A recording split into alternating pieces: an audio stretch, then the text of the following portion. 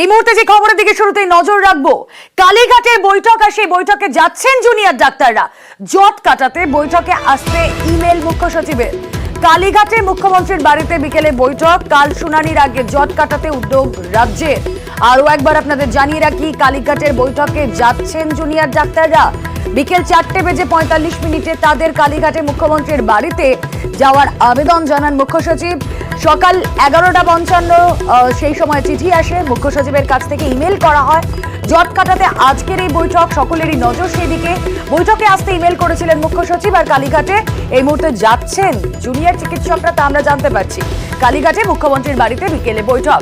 কাল শুনানি, সুপ্রিম শুনানি আপনারা জানেন, সেই সুপ্রিম শুনানির আগে জট কাটাতে উদ্যোগ রাজ্যের।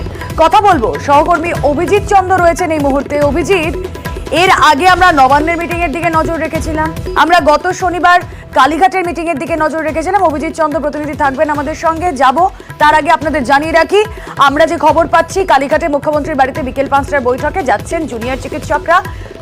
ইমেল আসার পর, মুখ্য সচিবের তরফ থেকে ইমেল আসার পর তারা জিবি মিটিং করছিলেন, জেনারেল বডি মিটিং এ তারা ডিসাইড করেন যে হ্যাঁ তারা যাচ্ছেন। আজ নির্ধারিত সময় 4:45 এই সময় তারা যান। এরপর তারা কি বলেন অবশ্যই সেদিকে আমাদের নজর থাকবে। আপাতত জট কাটাতে এই বৈঠকে আমাদের প্রত্যেকের নজর রয়েছে। আগামীকাল সুপ্রিম শুনানি, তার আগে এই বৈঠক অত্যন্ত তাৎপর্যপূর্ণ। কথা বলবো, অভিজিৎ চন্দ্র সহকর্মী রয়েছেন সঙ্গে। অভিজিৎ, আমরা নবান্নের মিটিং এর দিকে তাকিয়েছিলাম, তা ফলপ্রসূ হয়নি। আমরা গত শনিবারের মিটিং এর দিকে তাকিয়েছিলাম, তাও ভেস্তে যায়। আজকের এই মিটিং সকলে তাকিয়ে আছি এই কারণে, কারণ কাল সুপ্রিম শুনানি, তার আগে এই বিকেলের বৈঠক। আজ বিকেলের বৈঠকে ঠিক কি কি হতে চলেছে?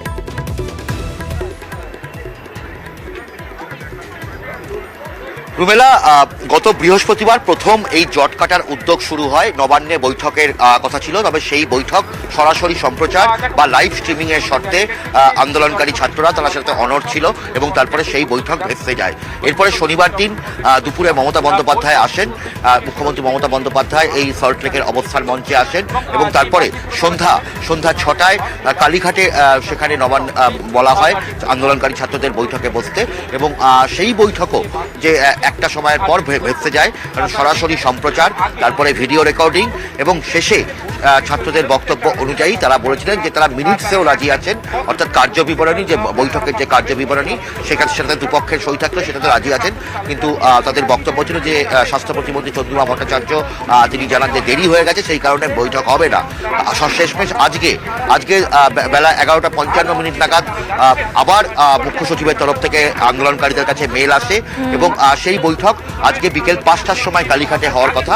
এবং আন্দোলনকারী ছাত্ররা আজকের এই বৈঠকে যোগ দিতে জুনিয়র চিকিৎসকদের ঠিক কতজনের প্রতিনিধি দল যাচ্ছেন আর সেই বিষয়ে কিছু জানা যাচ্ছে? তারা তো জেনারেল বডি মিটিং করেছেন, মুখ্য সচিবের থেকে ইমেল পাওয়ার পর সেই বৈঠকের নির্দেশ। এর আগের দুটো বৈঠকেও যেরকম ভাবে তারা 30 থেকে 32 জন বা 33 জন প্রতিনিধিরা গিয়েছিলেন, আজকেও তার অন্যথা হবে না। অর্থাৎ 30 থেকে 35 জন প্রতিনিধিরাই তারাই আজকে বৈঠকে যাবেন এবং যে বাসে করে তারা নিজেদের ভাড়া করা যে বাস, সেই বাস টেকনো ইন্ডিয়া মোড়ে চলে এসেছে এবং সেই বাসে করেই তারা যাবেন। বৈঠক শেষ হয়েছে, তবে আবার নিজেদের মধ্যে কয়েকটা গ্রুপে আলোচনা চলছে এবং বৈঠকে যাওয়ার আগে তারা সম্ভবত সাংবাদিক সম্মেলন করবেন। এবং এই বৈঠকে যে মূল 5 দফা দাবি, সেই দাবির মধ্যে আন্দোলনকারীদের বক্তব্য যে দুটো দাবি, যেহেতু সুপ্রিম কোর্টের বিষয়টা বিচারাধীন, ফলে সেই দুটো দাবিতে তারা স্টিক করছেন না। তবে বাকি দাবিগুলোর মধ্যে যে নিরাপত্তা ব্যবস্থা, শেষ প্রশ্ন, বিকেল 4টা বেজে গিয়েছে, 5টায় বৈঠক, কখন বেরোচ্ছেন জুনিয়র চিকিৎসকরা?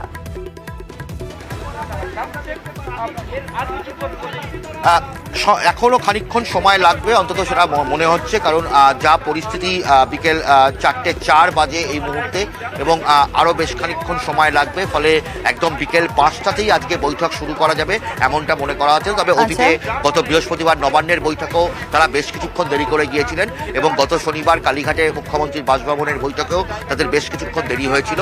তবে এই মুহূর্তে দেখতে পাচ্ছেন যে জেনারেল বডি যে মিটিং, সেই মিটিং শেষ হয়ে গেছে।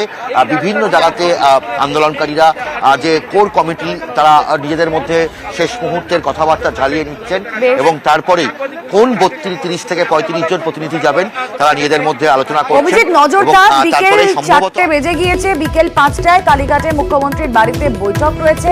অবশ্যই তাদের সমস্ত কর্মসূচি সবার আগে আপনাদের সামনে তুলে ধরছে নিউজ 18 বাংলা।